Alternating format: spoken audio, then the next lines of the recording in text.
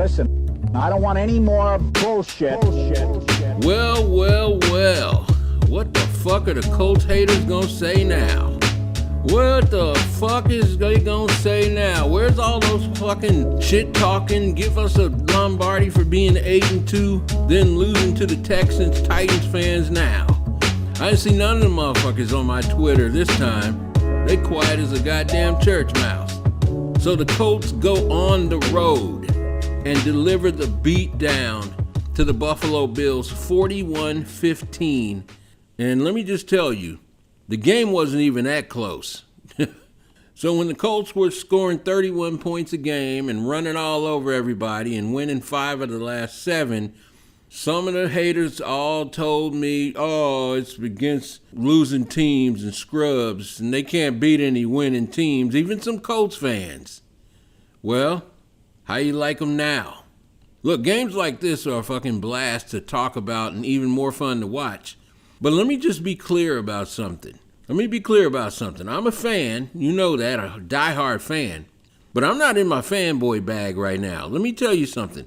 I went back and I watched this game 2 more times without emotion like I do every Colts game. And I want to help you with something. I want to help you with any reservations or doubts you might be having. What you think you saw is exactly what happened. That was fucking domination on every level of a damn good football team on the road in a goddamn hostile environment. That was a good old-fashioned garden variety, Deebo level ass beating. No fluke. Your Colts got a motherfucking team. And I'm going to give you 10 reasons that demonstrate why. But before I do that, let me be the gracious host you know and love, and that I always am, and welcome you back, my friend. Or if it's your first time here, welcome you to the motherfucking #1 NFL uncensored podcast on the planet. The often imitated but never duplicated and always hated by cornball haters. Always controversial, always entertaining, and always straight no chaser. The one, the only, the world's famous, bullshit-free Colts podcast. The only place on the planet, baby, where you can hear all things worth talking about your beloved Indianapolis Colts. But here, baby, you hear them with no coach speak, no PR, no spin, no political correctness, and most importantly and most enduringly, no fucking bullshit. I'm Harkon Ajala at your motherfucking service as always. And let me tell you something. As my mother used to say to me all the time, don't you hide your fucking shine. She didn't say fucking. Don't hide your shine, Colts faithful, and don't let nobody take your sunshine from you.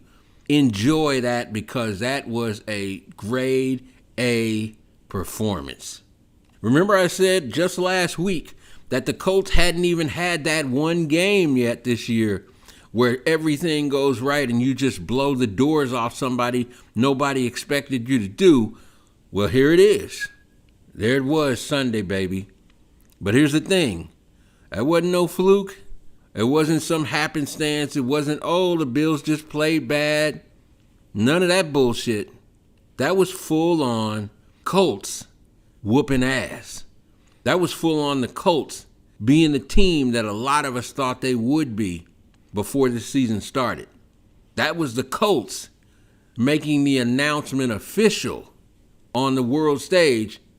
We're for real, and we're a fucking team to be reckoned with in this playoff chase. And like I said, I'm going to show you exactly how. I'm going to prove it to you. I'm going to give you the 10 reasons that this was for real. But before I do that, you know what time it is. All you pimps riding with me, I need you to take your pimp ass finger right now and smash that like button below, because it helps the algorithm send this podcast out to other motherfuckers like us who need it. They need the sanctuary you and I provide from the bullshit narratives and all the talking head pundits that don't know what the fuck they're talking about, haven't watched a full quarter of the Colts play and got to put their 2 cents in. So again, make sure you smash that like button. Make sure you share this with anybody else you know who would enjoy it. Make sure you subscribe and click the bell so you get all of these every time I release them. And of course, if you dig what we're doing, you want to support us, there's 3 ways to donate down below. And for those of you who are true blue VIP supporters and want to get all kinds of exclusive content that nobody else gets, because y'all demanded it, we have a bullshit free Colts Patreon. You can click below and join. And with that, let's get on, baby. Let's get it on. Let's get down to carving up this Thanksgiving turkey the Colts gave to us. All right? Or said another way, in my favorite way, let's chop it the fuck up. Like the Colts did the Bills. Oh, man. Woohoo, Hard Knocks is going to be lit this fucking week. Oh, my God. This is the week that they're going to be spotlighting Jonathan Taylor, too. Woohoo, I can't wait to see that shit. This is going to be off the chain. Anyway, let me give you the top 10 reasons that this was no fluke, my friends. Reason number 1, Carson Wentz. I heard people like, oh, Wentz had a bad game. He didn't help. Let me get the fuck out of here. Look, Wentz did exactly what a franchise quarterback is supposed to do when you're having a game like that and you got a superstar running back and a motherfucking Deebo-ass offensive line who are in the zone. You hand the fucking ball off and get the fuck out of the way. You make the passes accurately when you need to make them. You don't turn the ball over. And when it's your turn to make a play, you make a play. Wentz made all the right decisions all day. He was accurate. A lot of those throws that didn't get caught, some of them were just drops. Some of them, the receiver made a bad move. For example, Mo Alley Cox really should have had a touchdown, but Mo Alley Cox didn't run the pattern all the way through and then jump in the air. I mean, they've done this before. Wentz was setting him up to go up over that little defensive back and come down with a touchdown. He just broke his pattern off for some reason. But whatever the case, he was accurate when he needed to be. He made some huge third down throws. He threw it away when he needed to. Didn't make any boneheaded mistakes, as Andrew Luck used to call them. No interceptions, no fumbles. And let's be real. His quote-unquote escape hatch play was really the play of the game. At that point that he made it 3rd and 10, driving, only up 14-7, right near the beginning or right near the end of the second half, that was a really crucial access point in this game. You know, if they don't convert there, you end up punting the ball. You know, he was at the 50-yard line. You got to punt the ball. Remember, the Bills had just scored, went down the field and scored a touchdown. You got to punt the ball. If the Bills get a good drive going, suddenly it's 14-0, and you've lost that momentum. They're right back in it, and their confidence is back up, and you're on the road, and, you know, who knows what happens then. But Wentz went in his motherfucking bag. He went in his Wentz bag. Literally ducks underneath a big ass. I mean, that wasn't no small man. You know, that was a full, whole grown-up defensive end. He dips down underneath his arms with some old Houdini shit, and then has the speed, the athleticism, and the will. That's what I love about fucking Carson Wentz, man.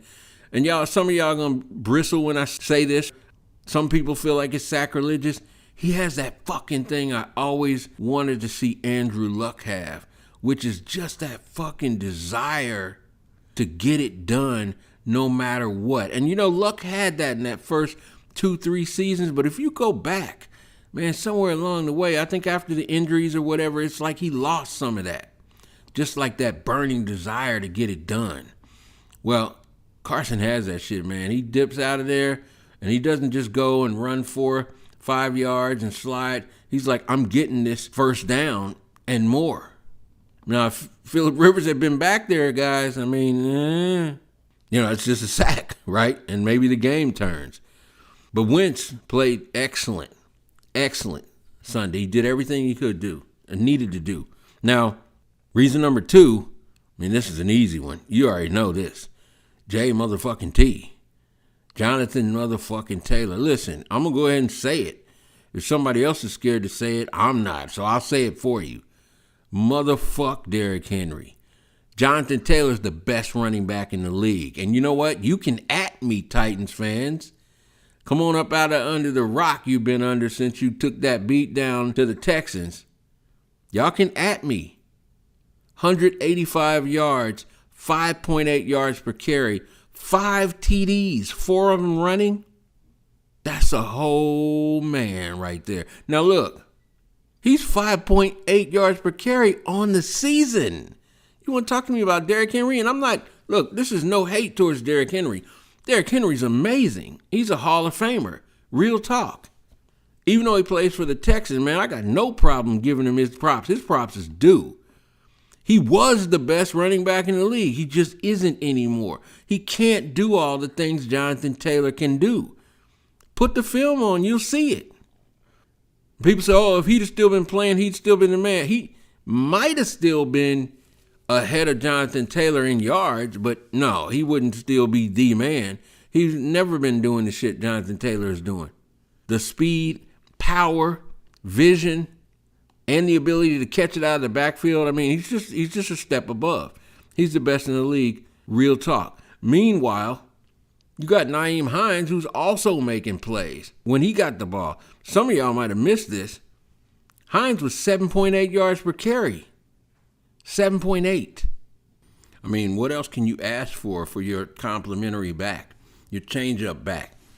Reason number 3, the receivers and the tight ends block their asses off. Like, this is a thing that you can watch this every single week. It's not here and there. It's not just when they're winning or when they're just running the ball well. They consistently block their asses off. MPJ being one of the main ones. I mean, like, he takes it personal. He seems to like blocking. And speaking of MPJ, reason number 4, MPJ is the guy. Now, without a doubt, particularly to depend on in the clutch. He's fantastic on third down. Almost unstoppable. He always knows where the line is, and he gets there. No going down or running out of bounds. And listen, I get it. I understand why T.Y. Hilton does it. I understand why Marvin Harrison used to do it. Reggie Wayne did it occasionally. There's a time for it. But when you're a big 6'2", 230-pound dude like MPJ, like Michael Pittman Jr. is here for it. He's like, yo, I'm getting that fucking first down, and somebody's going to take one if you're going to tackle me. I love the dude. Love him. Reason number 5, you saw it. The offensive line just fucking dominated. They just fucking dominated. Every guy out there, I watched them closely. They were moving men who didn't want to be moved all fucking day. Blocking like one unit. Fisher suddenly looking like a top 10 left tackle again. Full stop. Go watch the film. It's all there. I mean, speaking of Eric Fisher, like, the Chiefs should have brought him back. They should have re-signed him. Because their fucking offensive line is straight trash. And their left tackle they got starting is hot trash. Man, like, that's the offensive line that we're paying for. I know there's some people out there, JMV, who I love, by the way. JMV's my guy. But he's like, oh, you can't pay your offensive line all this money. Yeah, you fucking can when they play like that. Yeah, you can. And you should. Because that's what gets you to the promised land. That's what carries you through the playoffs and into the dance, the Lombardi dance. You know what I mean? They fucking dominated. Reason number 6, the defensive line probably had its best game of the season. They had pressure all day. Grover Stewart had a man's day. Grover Stewart underrated as fuck. I'm telling you, Grover Stewart was a problem Sunday. Guady Pay was all over the place, all over their left tackle and in the backfield all day. Got his second sack in 2 weeks on a sack fumble at that. And if he could have located the ball, I mean, they got lucky and recovered it. If he could have located the ball, he'd have had a sack, fumble, and a fumble recovery and may have been running into the end zone. Guady was all over it. Dio is playing. Listen to this. Dio is playing and having an impact as a rookie in only his 3rd game, coming off of an Achilles. What is him and Guady going to look like in year 3? I'm not anointing this dude into the Hall of Fame at this point, but I'm saying in his third game, he's looking like he's everything advertised. Defoe is driving double teams into other players. Some people, I get it. I mean, there's a lot of Colts fans, and there's nothing wrong. Be a fan, have your opinion. We're out here to have a good time and talk shit and enjoy it. But when you don't really know what you're fucking talking about, don't be so goddamn certain about what you're saying. Don't say what you're saying with such fucking certainty and righteous indignation. You're out here talking about Defoe is overrated and having a disappointing season. Tell me you don't know what the fuck you're talking about and you don't know football without telling me you don't know what the fuck you're talking about and you don't know football. Defoe, go watch the film. He's driving double teams into other Bills players. That D-line had a game. Reason number 7, which that brings this to mind. Eberflus was pretty good. He finally called some timely blitzes, dialed them up at the right times, and my favorite thing, and this is becoming a pattern, I've been telling you guys about this since the Jets game. Reason number 8, the cornerbacks were in man most of the time yesterday. Most of the time, the cornerbacks were in man, and you're seeing the results. I mean, these last 2-3 games, right? These last 2 in particular have been the best that the secondary has looked, and we don't even have fucking Blackman and Kari Willis back there. You got 2 first-line guys, top-tier starters, and they're missing. And yet these last couple games in particular, that secondary has been kind of nice. Isaiah Rodgers is a fucking keeper. Let me tell you something. People, wavering about Ballard. You always got some horse fuckers that are like, oh, trade him. I mean, there were people saying we should trade Peyton Manning and get some defense. So, you got to take shit with a grain of salt. But, people trying to doubt Ballard. Remember, he flipped Megabus Quincy for the 6th-round pick to the Jets and took Isaiah Rodgers with that pick. You flip a bust, his bust, right? I'm giving him full credit for that bust. But then you flip him into what's looking like a solid starting cornerback. It's more proof of his elite level. I mean, let's be real about it. And speaking of that, why the fuck do the Jets want all the Colts cast-off players? I don't get it. You want Quincy Wilson after he was straight trash here? They picked up, what was the other dude who was our other cornerback? Remember, we gave him the big contract, and, he wasn't playing, so they let him go. I forget his name, but y'all know who I'm talking about. And then Terrell Basham, too. I mean, I guess it was a low risk, high reward pickup off the waiver wire, but for real? I don't know why they want all of our cast-off players, but hey, go off. The main point here, and the only point that matters to us, is that Rodgers is a keeper and looking like he should be the starter on the other side of Rock. And by the way, Rodgers is a keeper. Rhodes is not. Just put it like that. Now, I can tell Xavier's hurt. Okay, so I'm giving him that. I can tell he's still not 100%. But man, he's the liability out there. Like, he's looking bad, bro. Real talk.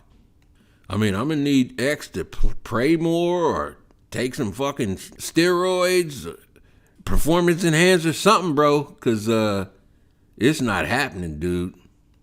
But look, on the other hand, Kenny Moore is a straight Pro Bowler. We've all known that for a long time. If he doesn't make the Pro Bowl this year, it's a fucking travesty.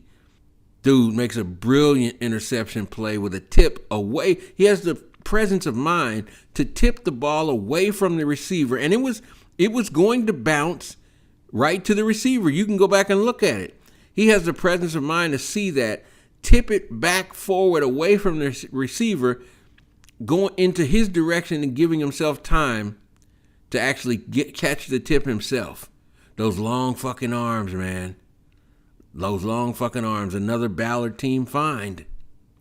And, that being said, you talk about Ballard, coming out smelling like roses, coming back like Tom Berenger in Platoon. Some of y'all out there who's, EPMD fans, you like old school hip hop, you know where that came from. But anyway, Lock Your Sin is the official nickname now. I mean, because it's fucking accurate. This is not hyperbole. I was the guy that was like, at the end of last season, like, hey, I think Rock's a bust. I think it's over. I'm watching him carefully. I'm going back to see if what I think I'm seeing is what I'm seeing, and he's locking motherfuckers down on the regular. He played great yesterday again, and I mean that he gave up that touchdown, but there wasn't anything he could do. He had great coverage on the touchdown, but that play was just fantastically. The route was run perfectly. Josh Allen threw the pass perfectly. It is what it is. Lock. I'm saying lock already. Lock is locking boys down. That brings us to reason number 9. You know what? Frank Reich. I have been one of the people saying give the play calling up. Okay? I have no problem. I'm happily putting that request on ice as long as you can continue doing what you've done the last 3 weeks, because Reich's play calling was fucking exquisite Sunday. It was. He stayed with the run. He used great misdirection. He ran different plays out of the same formations. You could see them really getting the Bills defense off balance. I mean, he mixed in the pass at the right times. Really, really great job. And I'm going to tell you this, props where props is due. Because it's not. I always thought Reich was a great play caller. I didn't think he had the ability to both call great plays, a great game, and be the head coach. Now, the jury may still be out on that 100%, but props where props is due. In terms of him being the leader for this team could have folded at 0-3. And then they could have folded again after the Baltimore crushing loss and the Titans loss, which we all thought, they're done. They're buried. They could have folded up. Dudes could have started, dogging it. And none of them have done it. They're playing their asses off, man. Frank is pressing the right buttons. I got to give him the props. Until I see different, I got to give him the props. Remember, they went from 1-5 to what? 10-6. Now they've gone from 0-3 to 6-5. And the way they're playing, I think 10 wins is very likely and could be more. And that brings us to reason number 10. So you got to give it up to Frank. But that brings us up to reason number 10. The whole fucking team played with an attitude. But this is what's so great about it. You know what the attitude was? We know we're good. We know we're good. You might be surprised, but we're not. We're not surprised. We're not overly excited. We're not running around like we just won the Super Bowl. We know we're good. We know what we can do. This is who we are. We're healthy now. They've come into their own. Remember after Neo truly believed and realized he was the one in the first Matrix movie? When he flexed and the whole fucking Matrix bent around him? That's your Colts team right now. Real talk. And look, I'm not being a homer. I'm telling you what I see objectively. What you're seeing is not a fluke. What this is the team we anticipated we might have from the very beginning. From the moment they drafted Kwity Paye, from the moment they announced the trade for Wentz, from the moment we heard they were bringing in Eric Fisher to handle the left tackle opening. When we, in our minds, put it all together, bringing back JT and MPJ in their second seasons, Julian Blackmon in his second season, all those things, this is the team we anticipated. And I'll tell you this. Let's replay those first fucking 3 games now and see what happens. All right? Seahawks don't want to see us. LA Rams, nah. Let's replay those first fucking games now. I called 3-0. Real talk. I mean, that's not homer shit. I think we would have won all 3 of those games if we were playing them now. And whether we would or wouldn't have, I'll tell you this. Nobody wants to play this fucking team right now. Nobody. Don't be surprised if they solidly thrash the Bucs on Sunday. Now, I'm not saying they're going to. I'm not saying the Bucs are trash. It might be a great game. The Bucs might play their asses off and beat the Colts. But I'm telling you, I like the Colts in that game to win. But I'm also telling you and calling it now. So you guys can come back and clown me if I'm wrong. You can, put it out there in the interwebs. Don't be surprised if they solidly thrash the Bucs Sunday. Because those two teams, the arrow is going in different ways really right now. But I'm just liking what this Colts team has put together. It's like that gumbo. I told y'all that gumbo's all mixing together just right now. And when that fucking gumbo is just right, you get what you saw Sunday. You get that good old-fashioned ass whooping. What would Kwame Brown call it? And mama's cooking, baby. But look, maybe you think I'm just looking through horseshoe blue colored glasses. You let me know what you think in the comments. Am I just, am I getting carried away? I'm seeing more that's there. Or you seeing what I'm seeing? You liking what The Rock is cooking, baby. Either way, look, in the meantime, I'm going to say to you the same thing I'm going to say to any Colts player, coach, or front office person that might be listening or watching, because I know some of them do, because they get at me. Look, let's keep this fucking thing going. Let's keep this attitude, this confidence. Let's keep rolling, and let's get in the fucking playoffs. And then from there, baby, let's go out and win another fucking Lombardi, baby. Peace. And win another